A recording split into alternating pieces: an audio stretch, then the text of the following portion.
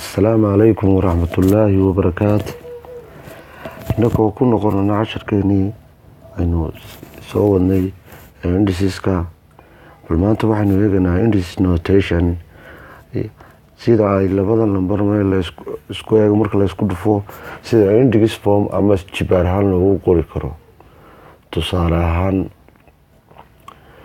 ahaan haddii aynu soo qaadano numberka isku eeg la isku dhuftay how many times ayaa la isku dhuftay baynu leenahay numberkan 2 la leeyahay waa 1 waa 2 waa 3 waa 4 waa 5 sida ugu fudud ee markaasi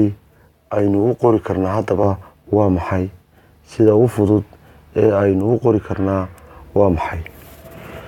waxaynu sameynaynaa 5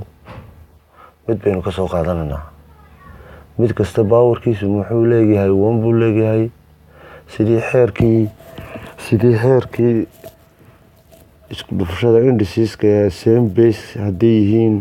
ama salkoodu hadduu isku mid yahay loo isticmaali jiray waynu isticmaalanaa waxaasoo tuuya mid baynu ka soo qaadanaynaa maadaama ay isku eeg yihiin oo same base yihiin powerdoodana waa isku geenaynaa mid walba powerkiisu waxa weeyaan maxay bal halkaasaynu kasii wadanaa mid walba powerkiisu waa hal markaan isku wada gelino wuxuu noqonayaa 5 markaa waxay noqonaysaa 2 to the power of 5 haddaynu markaasi kala u eegno haddii wuxuu noqonayaa kani 2 wuxuu noqonayaa basekii powerkiina waa maxay powerkiina wuxuu noqonayaa powerkaasina waxa la yiraahdaa maxay ama index powerkana waxa la yiraahdaa waa dhinaca 5ka always dhinaca midigta ayuu yaalaa powerku basekuna waa numberka weyn ee markaasi salka waa haddaynu si kale u dhigno ama si kale u akhrino the numberkani 2 to the power of 5 baynu akhriyi karnaa sida loo akhriyayo waa sidaasi sida aynu akhriyeynaa markaasi waa sidaa haddaba 2 to the power of 5 maxay leegtaa haddaa layna yidhaahdo waxaanu sameynaynaa sanaynu socelinaa 5 baynu kala saari karnaa markaa 5 baynu kala saaranaa 5 haddaynu isku soo dhufano maxay leegtahay 2 haddaynu ku dhufano waa 4 2 kale haddaynu kusii dhufano waa 8 2 kale haddaynu kusii dhufano waa 16 waxa weeyaan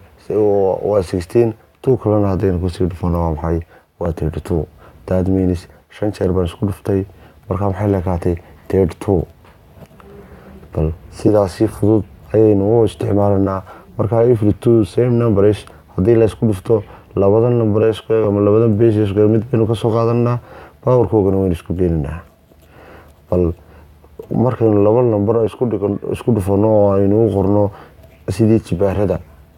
iyagoo markaasi basekoogu isku mid yahay bal jawaabtaynu eeganaa inakoo heesayna tusaale ahaan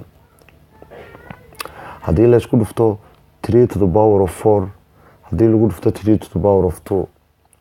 waxaynu ognahay xeerkii aynu soo baranay ee ahaa xeerkii ahaa haddii la isku dhufto x to the power of a haddii lagu dhufto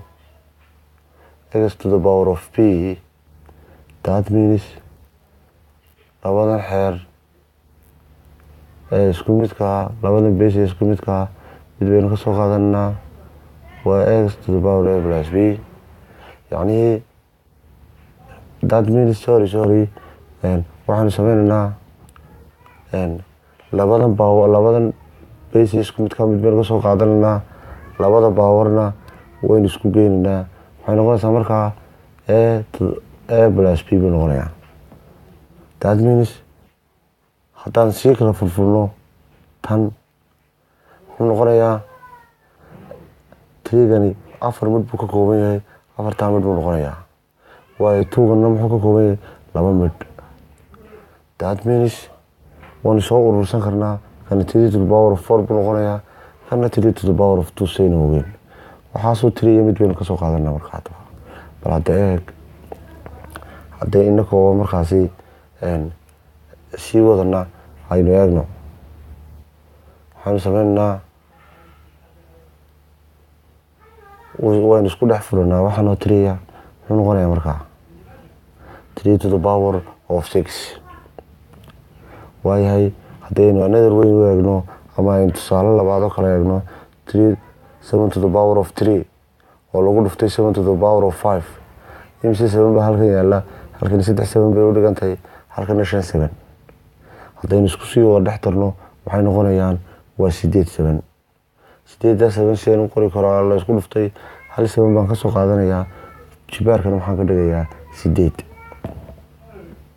taasi good example ayay u noqonaysaa xeerkeeni ahaa isku dhufashada same base of indices. la soco bal xeerarka dambe iyo jibaarka iyo indiceska iyo examiska dambe aynu wadno ee aynu ardayga doonayno inaynu ka caawino inuu markaasi la jaan qaado ardayda qeyrkii ah ka meelaha fogfog jooga ka aanay cashirigiisku u dhammaystirnayn iyo magaranaysaye iyo ardayga kaleba. waxaan doonaynaa inuu noqdo arday ku xidhan oo ka faa'iidaysta examiska iyo casharada halkan aynu ku bixinayno, inagoo uga dan leh inaynu ardaygeena caawino meel kasta uu joogo dalka iyo dibadiisaba. assalaamu calaykum waraxmatullaahi wabarakaatu.